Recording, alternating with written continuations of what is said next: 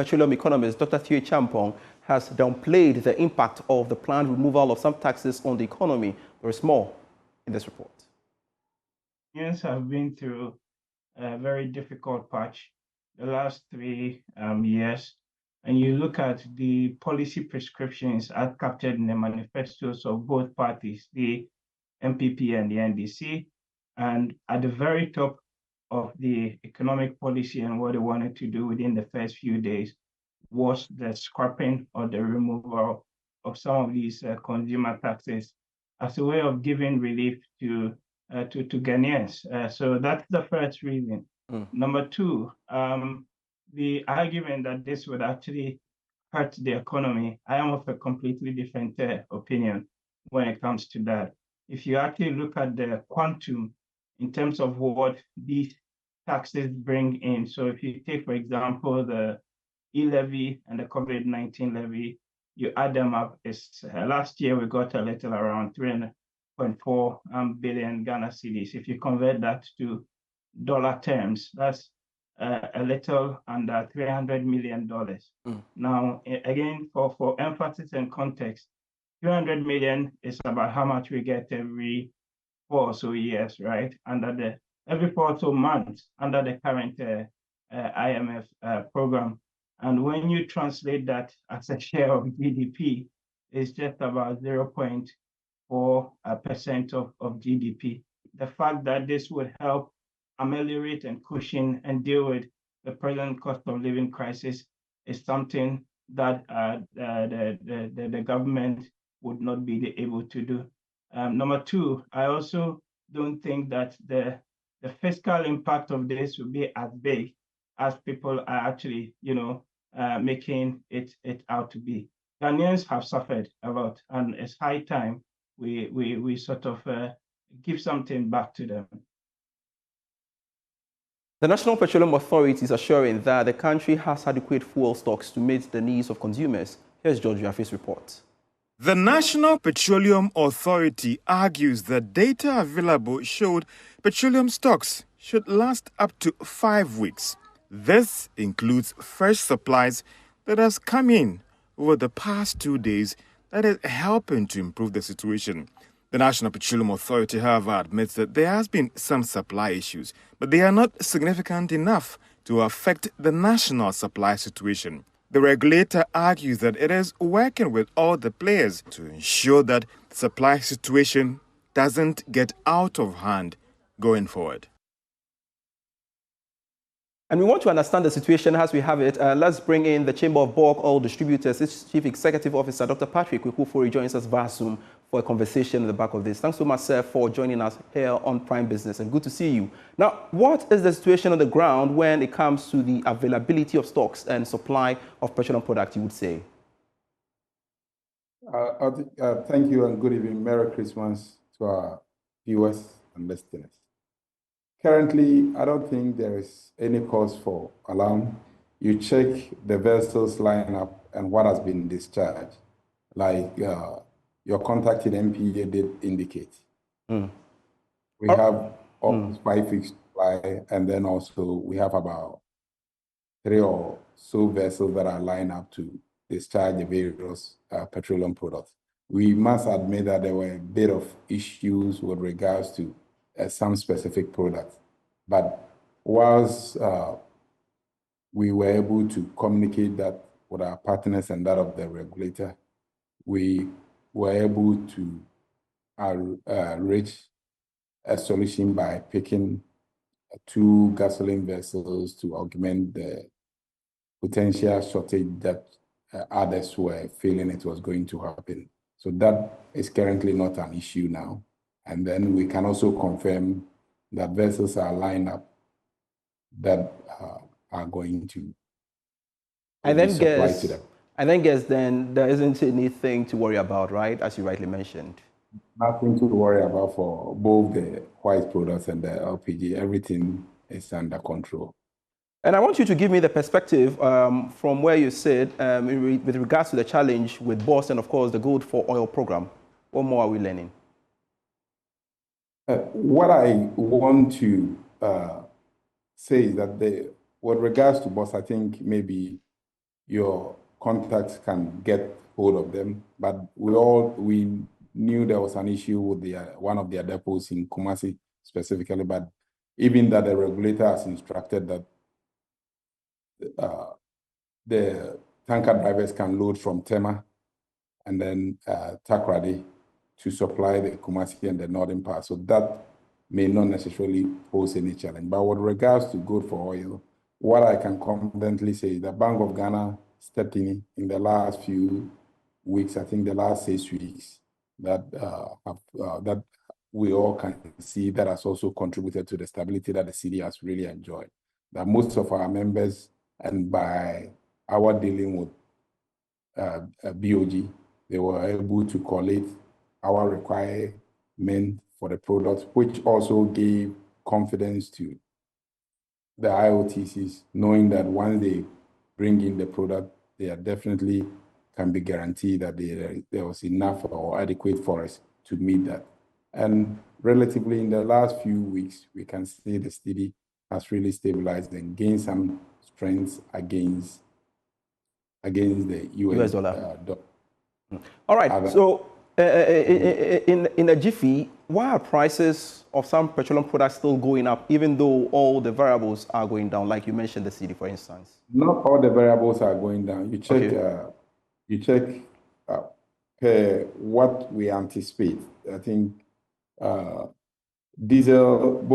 petrol and diesel have both gone out up by 3% each, and automatically judging from how sensitive the market is, it's most likely going to impact on the consumer. But I don't think the prices change has also really gone up against any form of, has gone up more than the 3% as stipulated. Thank you so much, sir, for joining us here on Prime Business. Dr. Kweku Ofori, we are indeed grateful for speaking to us here on Prime Business. Away from that, the German corporation GIZ and the Ghana TVET service have graduated 150 young professionals in the Female Talents in Construction project, an initiative designed to equip young graduates, particularly females, with industry-required skills for employment in the construction sector. Here is more in this report. In Ghana, women represent just 3% of the construction sector's workforce, highlighting a significant gender imbalance in the sector. This underrepresentation is largely due to a limited access to training opportunities and societal stereotypes. The Female Talent in Construction project recognizes that increasing female participation in construction could improve diversity, boost productivity, and help address the sector's growing labor demands. Speaking at the graduation ceremony, Head of Components at SME Division at GIZ, Eunice Ejepon, said the project will bridge the gender gap in the sector. The FTC project is a significant step towards addressing the skills gap in the construction sector and creating an inclusive society in which women have equal opportunities. The project has run a 3-month intensive training program in 2 cohorts. So the first part provided technical skills upgrade training. There were also other trainings comprising of occupational health and safety, business development skills training, and soft skills development. Greater Accra Regional Director of the Ghana TVET Service, Engineer Juliana Nkrumah, said the Female Talent in Construction project provided the platform for young females to unearth their potential and vision for solving real-world problems in the construction industry. We are witnessing an intensive 3-month journey for each of the cohorts of dedication, inspiration, and commitment, fueled by skills in finding solutions to today's challenges. We are proud to see so many females pushing the boundaries of what is possible. Initially, we thought the construction industry is dominated by males. But now, females, this is possible for us, so we are pushing it, isn't it? The 150 participants will be licensed under the Ghana Institution of Engineering and will be awarded the German C certification, accredited by the Delegation of German Industry and Commerce in Ghana. The Earth Development Organization has described its coconut waste project, which was funded by the European Union under the Circular Economy and Local Development Program, as a success. The project was created to provide opportunities through value addition to coconut waste in the La Nkwantanan municipality. The following report has more. The aggregation of coconut hacks is expected to create 100 jobs for the youth within the La Nkwantanan municipality. Also, 50 youth received training in various entrepreneurial schemes and sustainable waste management practices. Speaking to Joy Business at the closing workshop of the project, Country Director of Serat Development Organization, Dr. Lucille Abrakwa, explained that even though the European Union will stop financing the initiative, there are laid down plans to keep it running through self-financing. Well, we believe that even though the project has come to an end, it's not the end because of the business case of a project. It's not the end of the impacts that we'll be seeing. That we have the facility here that will be still collecting the waste, processing, and also selling to market actors such as AgroPower West Africa. So the project has just ended because the funding we will not be receiving funding from the EU, but the processes will go on. The factory will still be in operation, the aggregators will still be collecting waste. So I believe that as we access more markets for the factory, we would be able to expand to other vicinities or other municipalities within Accra and even beyond. The head of infrastructure and sustainable development at the European Union in Ghana, Paulina Rosiska, explained that the aim is for the project to spread across the country and create more jobs. Well, the mindset of this project is to putting circular economy idea into work. So where other people saw waste, Serat Development Organization, our partner for this project, saw opportunity to develop a business and create the job places, turning the waste, and concretely coconut waste, into viable commercial products for on-sale to the commercial companies.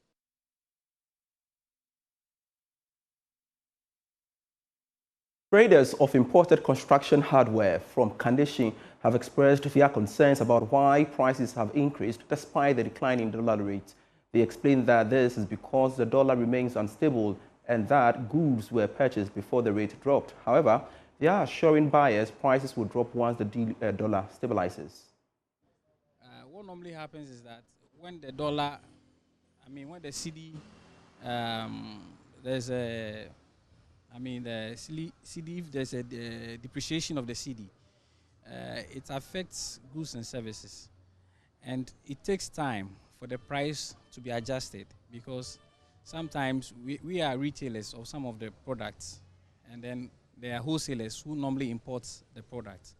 So, for instance, last month, when the dollar was very high, they did some importation.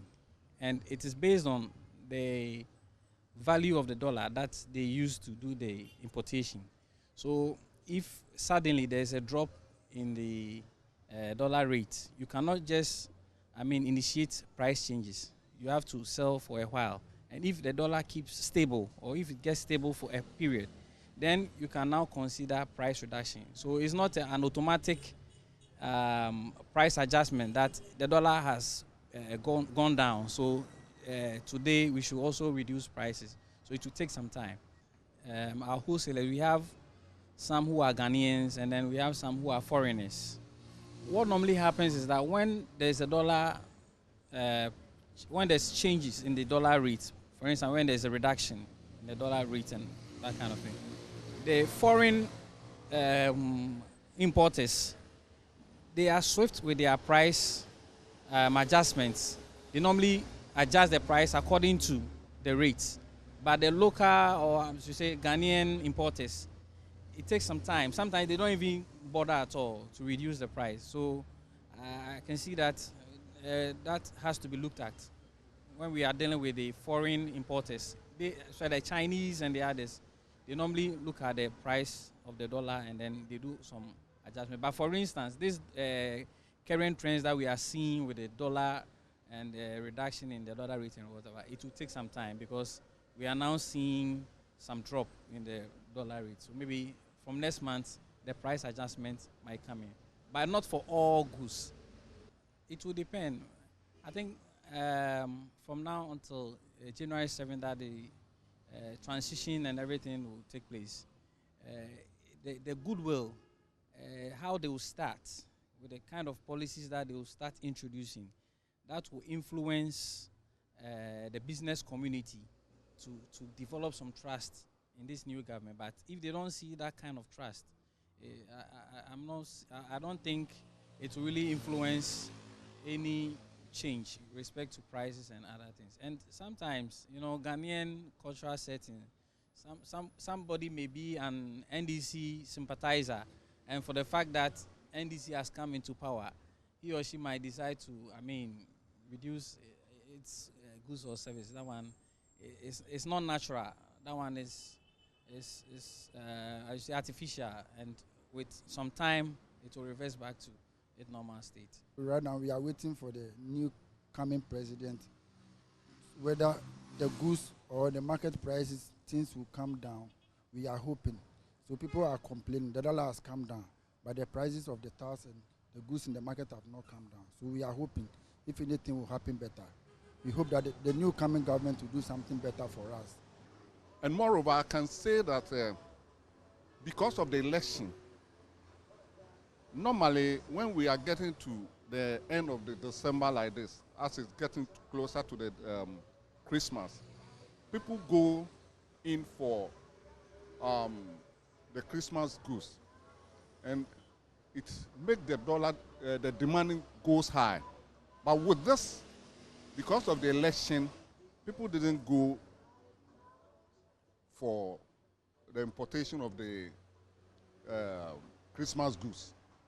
That has also helped, because if it happened like they are going for the dollar, or they are going for the goods, the dollar should have gone up. But because they didn't go, because everybody was afraid of the election, what the outcome of the election. So most of the people didn't go for the goods. Away from the Kaneshie market, the Ghana Chamber of Construction has held a consultative forum to address climate adaptation strategies for sustainable infrastructure development. According to the chairman of the chamber, Emmanuel Mante, the establishment of a construction sector regulator will facilitate sustainable construction practices. Here's a report. The Ghana Chamber of Construction Stakeholder Consultative Forum focused on the theme Climate Adaptation Strategies in Sustainable Infrastructure Development, the role of construction sector players. The chairman of the chamber, Surveyor Emmanuel Mate, emphasized the importance of sustainability in infrastructure development. We need to confront the issue of climate, especially climate change, and its impacts on infrastructure development. It is therefore becoming extremely important that we advert our minds to the driving forces and barriers to achieving comprehensive, sustainable infrastructure development, and thereby adopt appropriate strategies or mechanisms so as to fill the knowledge gap and whatever gap that exists. Executive Chairman of AB and David Associates, Dr. David Ofusudate, highlighted the need for policies that incentivize environmentally friendly projects. If in granting building permits, we had policies that encouraged those who design green buildings to actually have lower permit fees, it's an incentive to ensure that persons or architects who are involved in the design of buildings are not only considering green buildings, but they know that there is an incentive and the developers will have a lower permit. Or, for example, the permit approval may be faster. Nana Dr. Epieje Dankawoso, President General of the West African Nobles Forum, underscored the urgency of implementing regulations to govern the sector effectively. Must be a regulator for road construction, for building construction, and the greens around it. At the end of the day, it's about the people, it's about our lives, and it's about, sustainability. Advise the new government to look at all these policies, bring them together, and make sure that we have an institution, one particular institution, that regulates all these developments in our society. The Stakeholder Forum brought together experts from various sectors to discuss strategies for adapting to climate challenges and ensuring sustainable development in the construction industry. Thanks so much for being part of Prime Business for today. I am Pius Kojobaka. We have more stories for you when you log on to myjoyonline.com/business. I leave you with today's commodities update.